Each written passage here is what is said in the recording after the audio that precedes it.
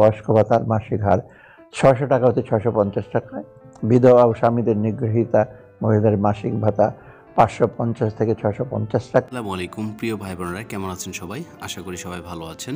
বাংলাদেশ জাতীয় বাজেট 2025-26-এ সালেউদ্দিন স্যারের আমরা ওনার বক্তৃতা শুনবো, ওনার কথা শুনবো যে 2025-26-এ যে জাতীয় বাজেট হয়েছে সেখানে বয়স্ক ভাতা কত টাকা বৃদ্ধি হয়েছে এবং কি গর্ভবতী ভাতা কত টাকা বৃদ্ধি হয়েছে এবং কি মাতৃভাতা কত টাকা বৃদ্ধি হয়েছে, সকল কিছু মিলেই এই ভিডিওতে সাজানো হয়েছে। তো প্রিয় ভাই বোনেরা, ভিডিওটি স্কিপ করবেন না।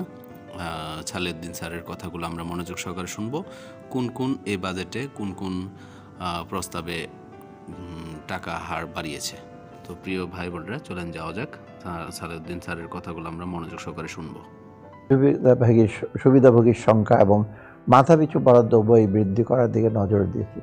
এই প্রেক্ষাপটে আগামী অর্থ বছর থেকে বেশ কিছু ভাতার হার বৃদ্ধি করার প্রস্তাব করছি। উল্লেখযোগ্য হলো বয়স্ক ভাতার মাসিক হার ৬০০ টাকা হতে ৬৫০ টাকায়, বিধবা ও স্বামীদের নিগৃহীতা মহিলাদের মাসিক ভাতা ৫৫০ থেকে ৬৫০ টাকায়, প্রতিবন্ধীদের মাসিক ভাতা ৮৫০ থেকে ৯০০ টাকায় এবং মা ও শিশু সহায়তা কর্মসূচির আওতায় প্রদত্ত মাসিক ভাতার হার ৮০০ টাকা থেকে ৮৫০ টাকা বৃদ্ধি। এছাড়া অনগ্রসর জনগোষ্ঠীর জন্য মাসিক ভাতার হার ৬৫০ কোটি টাকা উন্নত করার প্রস্তাব করছি। ভাই বোনেরা, এবার বাংলাদেশ জাতীয় বাজেটে বেশ কিছু জিনিসপত্রের দামের বৃদ্ধির পাশাপাশি এবার প্রতিবন্ধী ভাতা, বয়স্ক ভাতা এবং কি গর্ভবতী ভাতা সকল বিষয়ে বিবেচনা করে সালেউদ্দিন স্যারের যে কথাবার্তাগুলো বললেন, এই জাতীয় বাজেটে 2025-26 এটা আশা করা যায় যে একটা প্রস্তাবনার ভিতরে বাজেট পাস হবে। তো প্রিয় ভাই বোনরা, আপনারা কে কোথা থেকে দেখতেছেন?